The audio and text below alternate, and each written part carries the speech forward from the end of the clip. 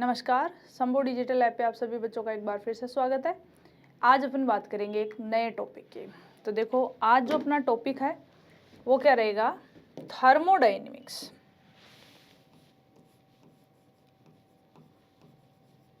Thermodynamics यानी इसे अपन पढ़ेंगे ऊष्मागतिकी। इसके 2 यूनिट हैं, तो इसमें अपन पढ़ेंगे थर्मोडायनेमिक्स से फर्स्ट को। देखो, थर्मोडायनेमिक्स जो है उसमें अपन क्या पढ़ते हैं बेसिकली। तो देखो, सबसे पहले कोई भी एक रिएक्शन होती है। रिएक्शन क्या होती है? तो अपन ने कहा क्रियाकारक जो है इससे क्या बनते हैं? उत्पाद बनता है। ठीक है, तो अपन ने कहा क्रियाकारक से उत्पाद बनता है। तो अपन को यहाँ पर थर्मोडायनेमिक्स जो है वो ये बताती है कि ये अभिक्रिया होती है या फिर नहीं होती है। ठीक है, जैसे पानी जो है वो हमेशा कहाँ बहेगा? तो अपन ने कहा ऊपर से कहाँ बहेगा? नीचे बहेगा। ठीक है, तो थर्मोडायनेमिक्स ये बताती है कि ये अभिक्रिया होती है या नहीं होती। जैसे मैं कहता हूँ नीचे से ऊपर बहता है, तो हो सकता है क्या? तो अपन ने कहा अपने आप तो नहीं हो सकता। इसका मतलब ये थर्मोडायनेमिक्स बताएगी कि ये प्रक्रम है वो नहीं होगा। ओके, तो थर्मोडायनेमिक्स जो है उसमें किसी भी अभिक्रिया के होने को बताया जाता है। किससे बताते हैं? तो अपन ने कहा ये बताती है यहाँ पर कि इस दौरान गिब्स मुक्त ऊर्जा जो है उसमें परिवर्तन कितना है। ठीक है, इससे पता चलता है। इसके 3 मान आते हैं। एक मान आता है पॉजिटिव, एक आता है नेगेटिव, एक आता है 0। पॉजिटिव आता है, इसका मतलब ये अभिक्रिया अपने आप कभी भी नहीं हो सकती। ये कैसी है?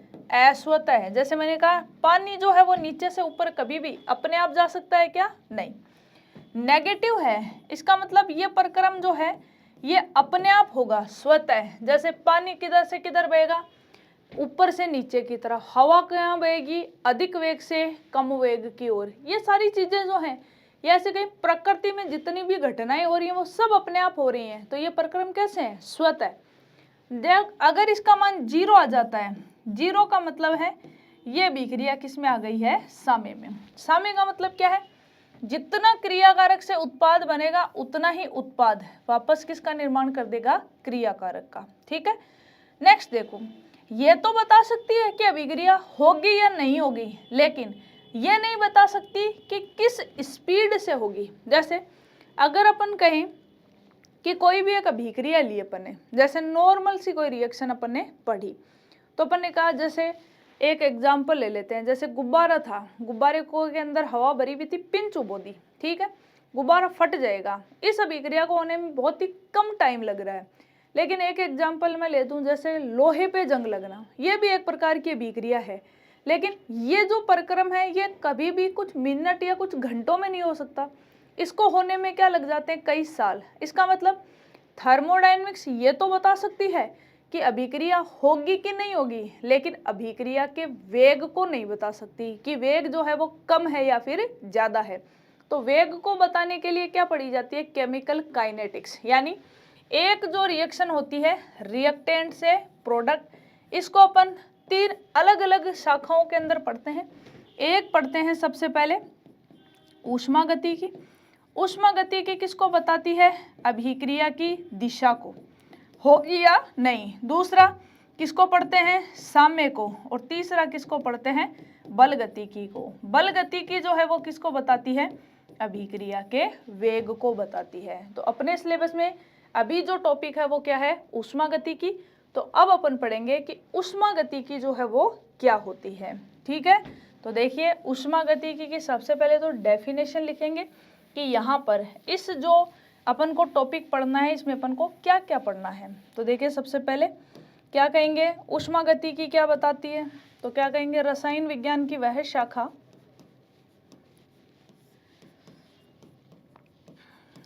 रसायन विज्ञान की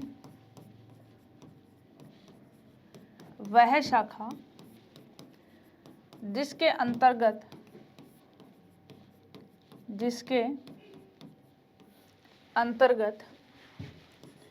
किसी भी रासायनिक परिवर्तन के दौरान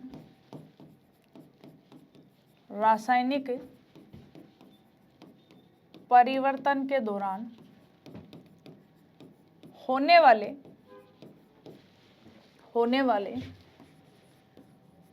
ऊर्जा परिवर्तनों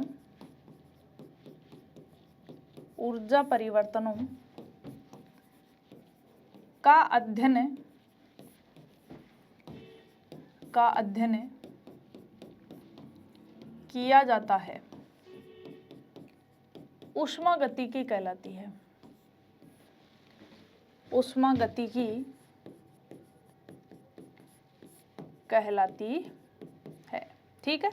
लेकिन एक चीज का ध्यान रखेंगे, क्या ऊष्मागतिकी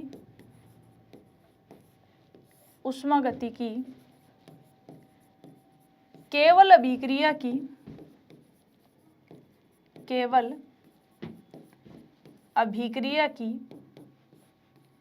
दिशा को बताती है, वेग को नहीं। यानी वेग जो है उसको अपन किसके अंदर पढ़ते हैं, केमिकल काइनेटिक्स के अंदर पढ़ते हैं। ओके जी। अब देखो ये तो है कि अपन को पढ़ना क्या है, तो ऊर्जा परिवर्तनों का अध्ययन करना है। लेकिन जब अपन थर्मोडायनेमिक्स पढ़ते हैं तो इसके अंदर बहुत सारी कुछ टर्म्स आती हैं। तो पहले अपन पढ़ते हैं कि इसके अंदर जितने भी इंपॉर्टेंट डेफिनेशंस जो होती हैं वो किस प्रकार से आती हैं। तो देखो कुछ मुख्य परिभाषाएं हैं, ये किस प्रकार से अपन को पूछ ले जाते हैं, जैसे तंत्र वगैरह क्या होते हैं, इस टाइप से। तो देखो सबसे पहला ऊष्मागतिकी को जब पढ़ते हैं तो पहला शब्द आता है तंत्र, या इसी को बोला जाता है क्या, निकाय, या इसे क्या कहा जाता है, सिस्टम। देखो तंत्र, निकाय या फिर सिस्टम क्या होता है, तो क्या कहेंगे, ऊर्जा परिवर्तन का अध्ययन करना है अपन को। तो अपन को एक चीज पता होनी चाहिए कि क्या, कि ब्रह्मांड की कुल ऊर्जा हमेशा क्या रहती है, कांस्टेंट रहती है। यानी एक जगह परिवर्तन अगर ज्यादा होगा तो दूसरी जगह अपने आप ही क्या हो जाती है, कमी। तो क्या कहेंगे कि जिस भी क्षेत्र को अपन क्या करते हैं, अध्ययन के लिए चुनते हैं, वो तो अपना तंत्र हो जाता है, और बाकी सारा ब्रह्मांड जो है वो क्या होता है, बच जाता है। ठीक है। तो एक चीज ध्यान रखेंगे, जैसे एक पानी की बोतल को लिया तो ये तंत्र हो गया, इसके अलावा जितना ब्रह्मांड है वो सारा क्या हो गया, बाकी का परिवेश। इस कमरे को ले लें तो ये कमरा तंत्र है, इस कमरे को छोड़ के जितना भी बाहर की चीजें हैं वो सब इसके क्या कहलाएंगी, परिवेश कहलाएंगी। ठीक है। तो देखिए तंत्र, निकाय या फिर सिस्टम क्या होता है, तो क्या कहेंगे, ब्रह्मांड का वह भाग जिसको दिख रहा है क्या यहाँ पे, जिसको ऊष्मागतिकी के अध्ययन के लिए चुना जाता है,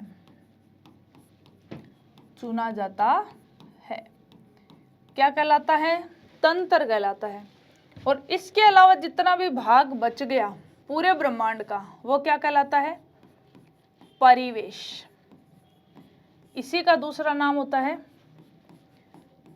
पारिपार्श्विक, या इसे बोला जाता है सराउंडिंग।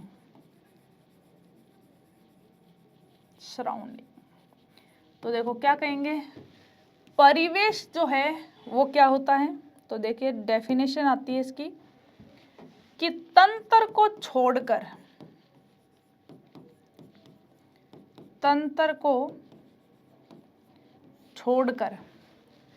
संपूर्ण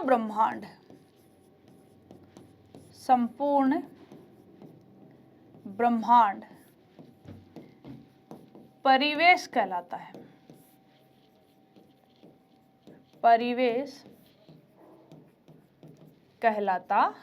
यानी एक चीज लिख सकते हैं अपन, क्या, कि तंत्र और परिवेश मिलकर ही क्या बना रहे हैं, ब्रह्मांड। यानी तंत्र प्लस परिवेश दोनों मिलकर किसका निर्माण कर देते हैं, ब्रह्मांड का निर्माण कर देते हैं। ठीक है, ये अपने पास में ऊष्मागति के अंदर दो चीजें। अब आती है कि अध्ययन के लिए चुनते हैं वो क्या कहलाता है, तंत्र। तो आते हैं कि तंत्र जो है वो कितने प्रकार के हो सकते हैं। तो अब आता है अपने पास में तंत्र के प्रकार, टाइप्स ऑफ सिस्टम, तंत्र के प्रकार। देखो जनरली जो तंत्र है वो 3 प्रकार के होते हैं। तो क्या कहेंगे, तंत्र मुख्यतः 3 प्रकार के होते हैं। 3 प्रकार के होते हैं। कौन से हो सकते हैं, देखो तो अपने का पहला तो होता है जिसे बोलते हैं अपन ओपन सिस्टम, खुला तंत्र। खुला तंत्र, ओपन सिस्टम,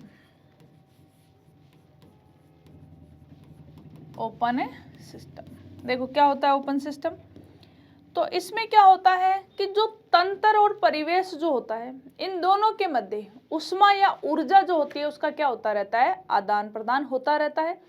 यानी तंत्र उष्मा को ग्रहण कर सकता है या उष्मा जो है वो तंत्र से बाहर निकल सकती है, कोई बाउंडेशन नहीं होती है।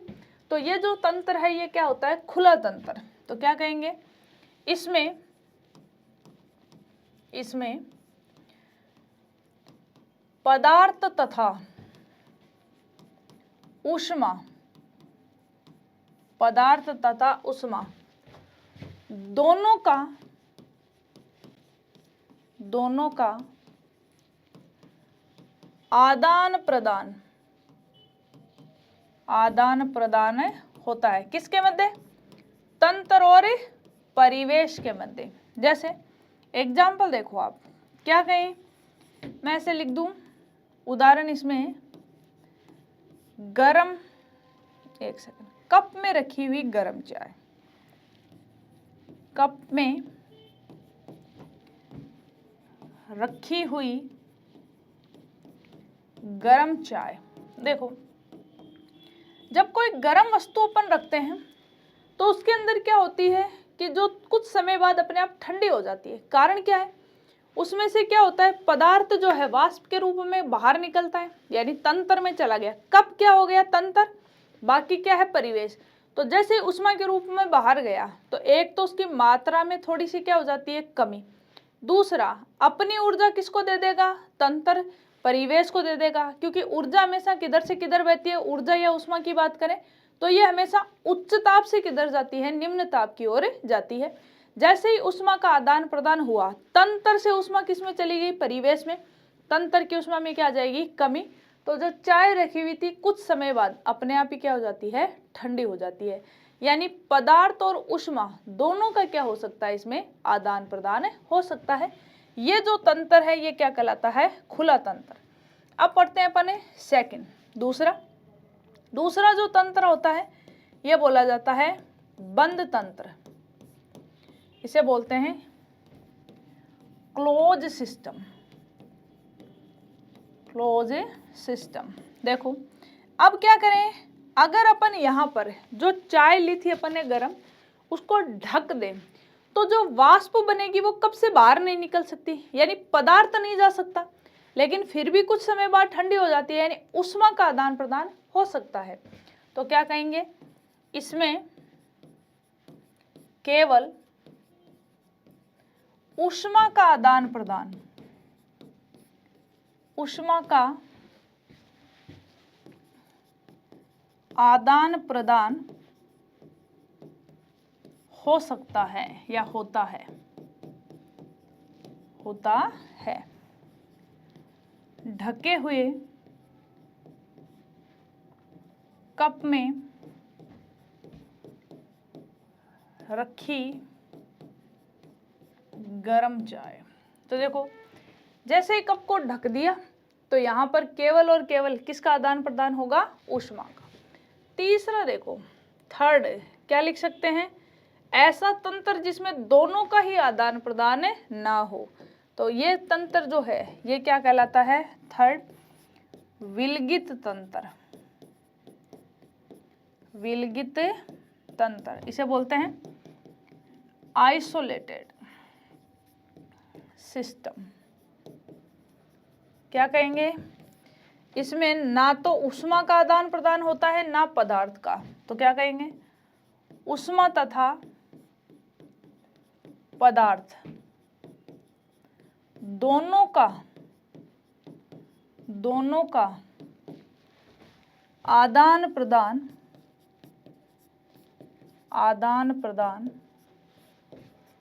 नहीं होता है। जैसे एग्जाम्पल लें इसका, थर्मस फ्लास्क में रखी हुई चाय, थर्मस फ्लास्क में रखी हुई चाय, ठीक है। तो इस प्रकार से तंत्र जो है वो टोटल कितने प्रकार के हो सकते हैं अपने पास में? 3 प्रकार के, एक खुला तंत्र, एक बंद तंत्र और एक जो है वो क्या हो सकता है? विलगित तंत्र हो सकता है, ठीक है। अब बात आती है कि अगर अपन संगठन के आधार पर बात करें तो यहाँ पर जो तंत्र है वो कितने प्रकार के होते हैं? तो देखो संगठन के आधार पर 2 ही प्रकार के होते हैं। तो देखो नेक्स्ट लिखते हैं, संगठन के आधार पर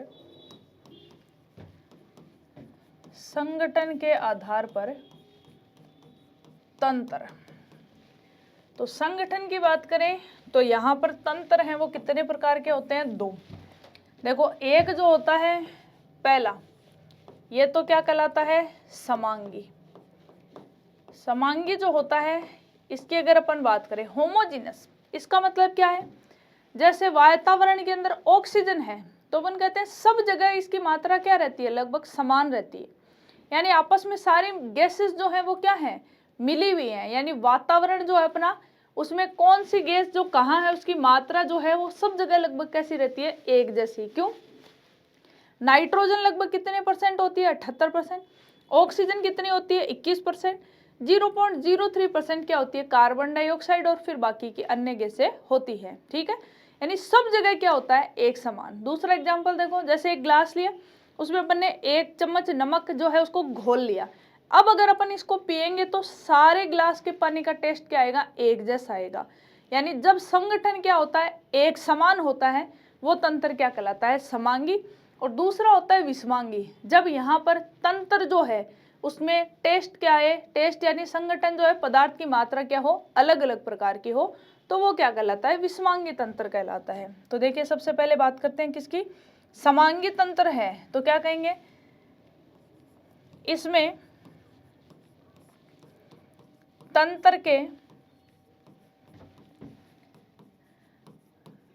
के प्रत्येक भाग में संगठन समान पाया जाता है, समान पाया जाता है। एग्जाम्पल की बात करें, जैसे कोई भी चीज शुद्ध अवस्था में होनी चाहिए तो क्या कहें? जैसे कोई शुद्ध ठोस पदार्थ, या क्या ले लें? शुद्ध द्रव, या क्या कहें? गैसों का मिश्रण। लगभग हर जगह इनकी मात्रा जो होती है वो क्या पाई जाती है? समान प्रकार की होती है। सेकंड तंत्र जो होता है वो क्या होता है? विषमांगी, हेटेरोटाइप का सिस्टम। यानी जब एक जैसी मात्रा ना हो, तो इसको मैं सीधा लिख दूं कि इसमें प्रत्येक भाग में संगठन है वो समान नहीं होता है, समान नहीं होता है। यानी अलग अलग, जैसे अपन ने एक गिलास के अंदर नमक डाला था, उसको घोला नहीं, ऐसे ही नीचे पड़ा है, अब इसको पी रहे हैं। ऊपर से जब पिएंगे तो नमक का टेस्ट बिल्कुल नहीं आएगा, लेकिन जैसे जैसे अपन नीचे की तरफ जाएंगे, यानी पानी का गिलास खाली होता जाएगा, वैसे वैसे अपन को नमक का टेस्ट है वो क्या आने लगेगा? ज़्यादा आने लगेगा।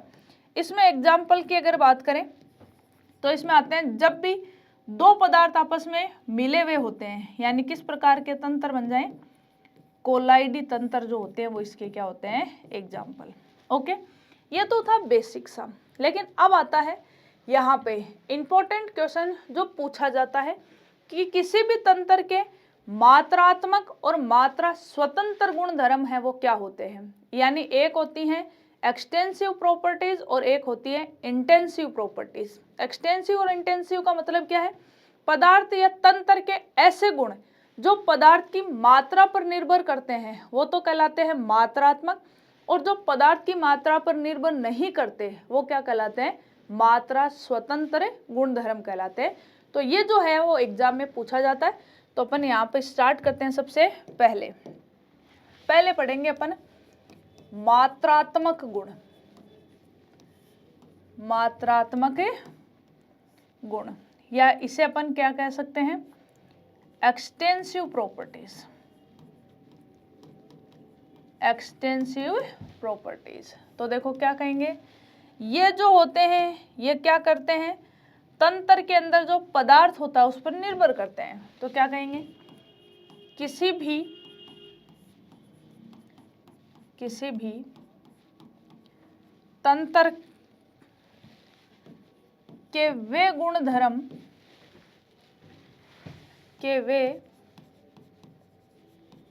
गुणधर्म जो तंत्र में उपस्थित पदार्थ की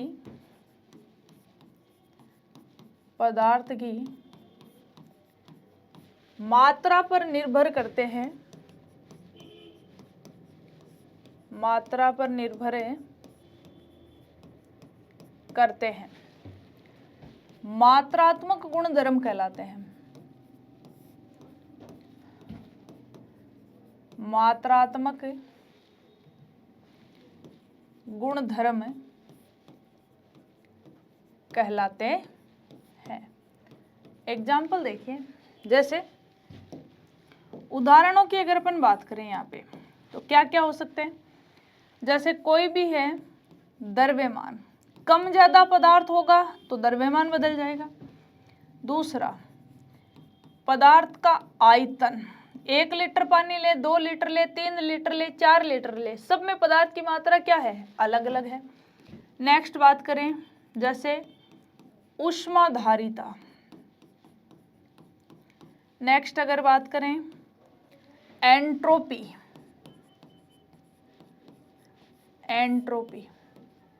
नेक्स्ट बात करें अपन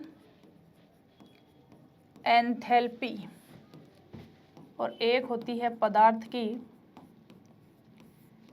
आंतरिक ऊर्जा।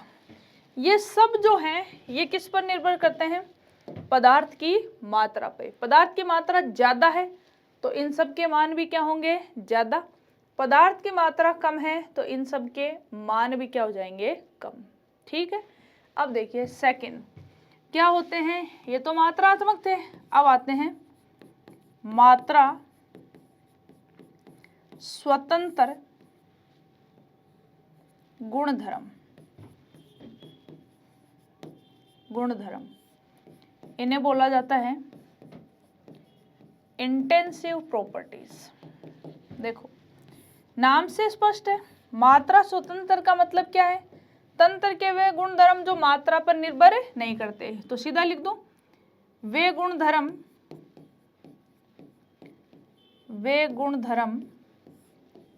जो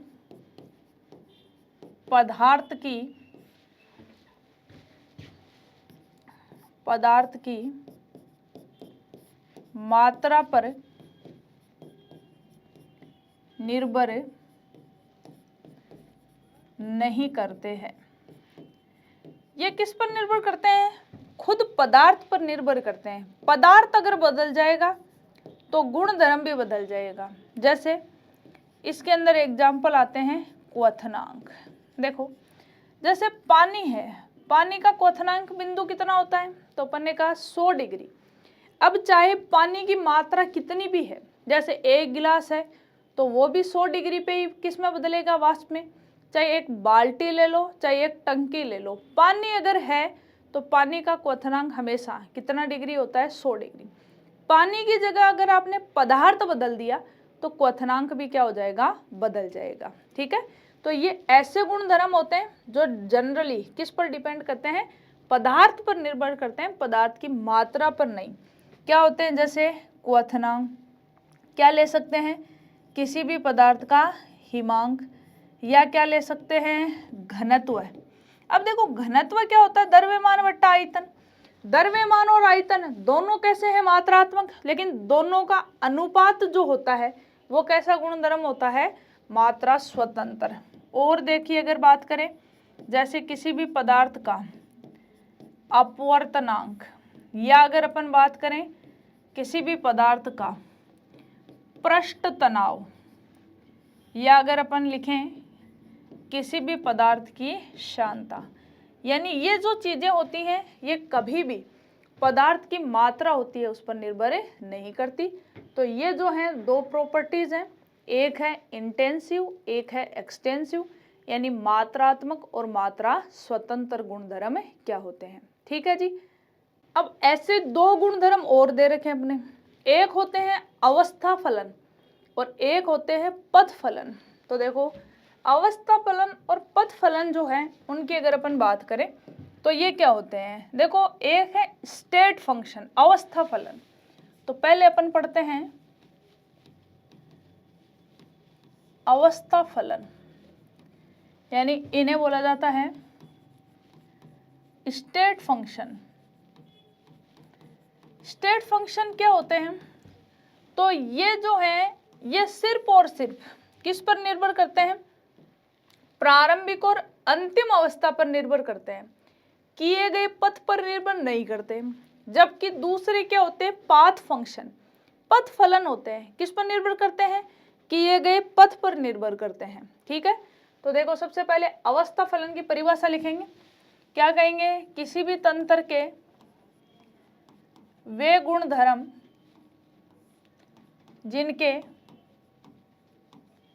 जिनके पदों में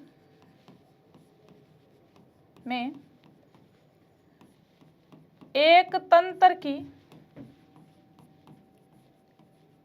तंत्र की अवस्था को प्रदर्शित किया जाता है, प्रदर्शित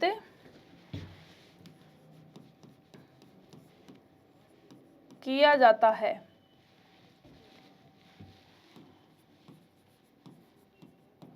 अवस्था फलन कहलाते हैं। अवस्था फलन कहलाते हैं तथा इनमें होने वाले परिवर्तन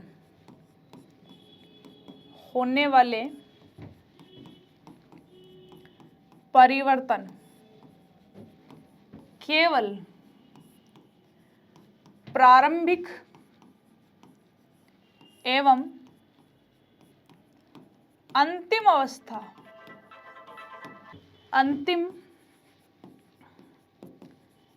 अवस्था पर निर्भर करते हैं,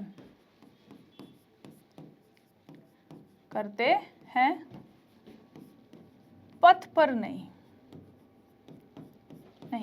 यानी कोई से भी तरीके से आप इनमें परिवर्तन करो, उस पर ये चीजें हैं वो डिपेंड नहीं करेंगी। ये केवल और केवल किस पर डिपेंड करती हैं, तो अपन ने कहा प्रारंभिक और अंतिम अवस्था पर। जैसे इसके एग्जाम्पल से समझिए आप क्या क्या हो सकते हैं, जैसे ताप, दाब, गिब्स मुक्त ऊर्जा, गिब्स मुक्त ऊर्जा, तंत्र की आंतरिक ऊर्जा, या किसी भी तंत्र की एंट्रोपी में परिवर्तन, ये सब चीजें जो है, जैसे ताप का एग्जाम्पल लो, अगर मान लो अपने पास में क्या है, कोई एक बहुत सारा पानी है, जैसे 2 लीटर पानी है, तो अपन ने कहा इस पानी का टेम्परेचर अपन को बढ़ाना है। ओके जी, जैसे मान ली 27 डिग्री पे अपने पास टेम्परेचर पे पानी था, अब अपन ने कहा इसको अपन गर्म करेंगे और इसका टेम्परेचर अपन को 70 डिग्री सेल्सियस करना है, ठीक है। तो अपन ने कहा चाहे अगर अपन इसको गैस पे गर्म करें, चाहे इसको अपन रोड से गर्म करें, चाहे इसको स्टोव पे गर्म करें, या अपन किसी भी तरीके से इसका टेम्परेचर बढ़ाना है, तो इसका प्रारंभिक और अंतिम ताप है, उन दोनों के माध्यम से अपन ये बता सकते हैं कि इस तंत्र का ताप अपन ने कितना डिग्री बढ़ाया, किस तरीके से बढ़ाया है वो कोई भी डिपेंड है वो नहीं करेगा, ठीक है। तो तंत्र के वे गुण धर्म होते हैं जो केवल और केवल इसकी प्रारंभिक और अंतिम अवस्था होती है उस पर निर्भर करते हैं। इसमें किस पद से आपने परिवर्तन किया है उसमें ये कोई भी है निर्भर नहीं करेंगे। तो इस प्रकार के जो गुण धर्म होते हैं वो क्या कहलाते हैं, अवस्था फलन। अब आते हैं सेकंड जो बात आती है वो क्या होती है, पथ फलन।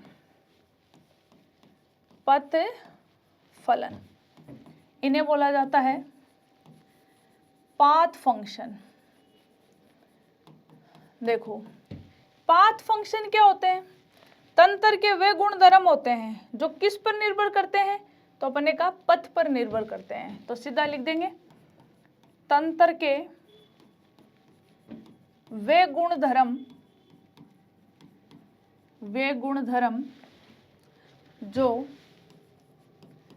पथ पर निर्भर करते हैं, जो पथ पर निर्भर करते हैं। एग्जाम्पल देखो, इसमें आती हैं दो, एक तो आता है कार्य और एक आती है ऊष्मा। थर्मोडायनेमिक्स की आगे की जितनी भी क्लासें अपनी होंगी लगभग अपन उसमें दो ही चीजें पढ़ेंगे, एक तो कार्य और एक इसको पढ़ेंगे ऊष्मा। दोनों ही राशियां हैं वो कैसी होती हैं, पथ फलन होती हैं, ठीक है। तो ये थी अपनी क्लास जिसके अंदर आज अपन ने सिर्फ क्या किया है, थर्मोडायनेमिक्स को स्टार्ट किया है और थर्मोडायनेमिक्स के अंदर जो एकदम बेसिक इसकी क्या है डेफिनेशंस वगैरह हैं उनको अपन ने पढ़ा है। थर्मोडायनेमिक्स बेसिकली क्या है, तो अपन ने कहा रसायन विज्ञान की वह शाखा है जिसमें किसी भी अभिक्रिया के होने या ना होने को बताया जाता है। यानी ये केवल अभिक्रिया की क्या बता सकती है, दिशा को बता सकती है। इसके द्वारा अपन अभिक्रिया के वेग जो है उसको ज्ञात नहीं कर सकते, ठीक है। कैसे बताती है, तो अपन ने कहा इसमें गिब्स मुक्त ऊर्जा में होने वाले परिवर्तन को क्या किया जाता है, पढ़ा जाता है, ओके। इसके बाद में आए कि यहाँ पर जितने भी थर्मोडायनेमिक्स अपनी चलेगी उसमें दो नाम जो हैं वो बार बार अपने काम में आएंगे, एक तंत्र और एक परिवेश। संपूर्ण ब्रह्मांड जो है वो इन्हीं से मिलकर बना होता है, यानी तंत्र और परिवेश जो है वो मिलकर किसका निर्माण करते हैं, ब्रह्मांड का। तंत्र क्या होता है, तो अपन ने कहा जिसका अध्ययन करने के लिए अपन किसी थर्मोडायनेमिक्स के अध्ययन के लिए जिस क्षेत्र को चुनते हैं वो क्या होता है, तंत्र। अब तंत्र जो है वो एक बिंदु जितना भी हो सकता है और पूरे ब्रह्मांड में से किसी भी बहुत बड़े हिस्से को भी अपन क्या ले सकते हैं, तंत्र के रूप में ले सकते हैं। तो जिस पर अपन अध्ययन करेंगे वो तो क्या हो जाएगा, तंत्र, और उसको छोड़कर बाकी जितना भी चीज है वो सारी क्या कहलाएंगी, उसकी परिवेश कहलाएंगी, ठीक है। अगर अब बात करें तो अपन ने कहा ब्रह्मांड में दो ही चीजें हैं, तो अब क्या कहेंगे, इस आधार पर तंत्र कितने प्रकार के हो सकते हैं, 3 प्रकार के। पहला होता है खुला तंत्र, दूसरा बंद और तीसरा आइसोलेटेड। खुले का मतलब क्या है, तंत्र और परिवेश के मध्य पदार्थ और ऊष्मा दोनों का आदान प्रदान हो सकता है। बंद के अंदर क्या हो गया, सिर्फ और सिर्फ ऊष्मा का आदान प्रदान होगा, और विलगित जो तंत्र है उसमें ऊष्मा और पदार्थ दोनों का ही आदान प्रदान है वो नहीं होता है, ठीक है। अब देखिए अगर अपन बात करें यहाँ पर क्वेश्चंस की, तो अपन ने कहा क्वेश्चंस जो हैं वो यहाँ पर पूछे जा सकते हैं। तो अपन ने कहा 4 डेफिनेशंस इंपॉर्टेंट पढ़ी अपन ने। सबसे पहली क्या पढ़ी, मात्रात्मक गुणधर्म। तो क्या कहेंगे, तंत्र के वे गुणधर्म होते हैं जो पदार्थ की मात्रा पर निर्भर करते हैं, क्या कहलाते हैं, मात्रात्मक गुणधर्म। दूसरा मात्रा स्वतंत्र, क्या कहते हैं, ऐसे गुणधर्म जो पदार्थ की मात्रा पर निर्भर नहीं करते, क्या कहलाते हैं, मात्रा स्वतंत्र गुणधर्म। थर्ड क्या पढ़ा अपन ने, ऐसी गुणधर्म जो किस पर निर्भर करते हैं, केवल और केवल प्रारंभिक और अंतिम अवस्था पर निर्भर करते हैं, क्या कहलाते हैं, अपन ने कहा यहाँ पर अवस्था फलन कहलाते हैं। और जो पथ पर निर्भर करते हैं वो क्या कहलाते हैं, पथ फलन। पथ फलन राशियां हैं, उनमें क्या किया जाता है, जिस जिस पथ से हो रहे हैं उन सबको जोड़ना पड़ेगा अपन को। लेकिन अवस्था फलन के अंदर अंतर अपन को निकालना है तो सिंपल क्या किया जाता है, फाइनल माइनस क्या कर दिया जाता है, इनिशियल कर दिया जाता है। ठीक है जी, यहाँ तक कोई भी दिक्कत नहीं थी। लेकिन अब बढ़ेंगे अपन यहाँ पर, क्या, परक्रम। परक्रम क्या होते हैं, तो अपन ने कहा कोई भी ऐसा चेंज जो तंत्र की अवस्था में क्या लाएगा, परिवर्तन। जैसे एक बर्फ थी, उसको अपन ने क्या किया, ऊष्मा दी, ऊष्मा देके उसको अपन ने पिघला दिया, ठीक है, या पानी को बर्फ बना दिया, तो अवस्था में क्या आ गया, परिवर्तन आ गया। तो अपन ने कहा ये परिवर्तन जो आया है, ये इस दौरान जो भी चीज हो रही है वो एक क्या कहलाती है, प्रोसेस कहलाती है, परक्रम। तो अब अपन को पढ़ना पड़ेगा कि परक्रम वगैरह जो होते हैं वो कितने प्रकार के होते हैं। तो इसमें अपन जो पढ़ेंगे आज की क्लास में कंप्लीट नहीं हो पाएगा, तो इसको स्टार्ट करेंगे अपन कल की क्लास में। ठीक है जी, तो मिलते हैं आपसे जल्दी ही नेक्स्ट क्लास के अंदर। तब तक के लिए धन्यवाद।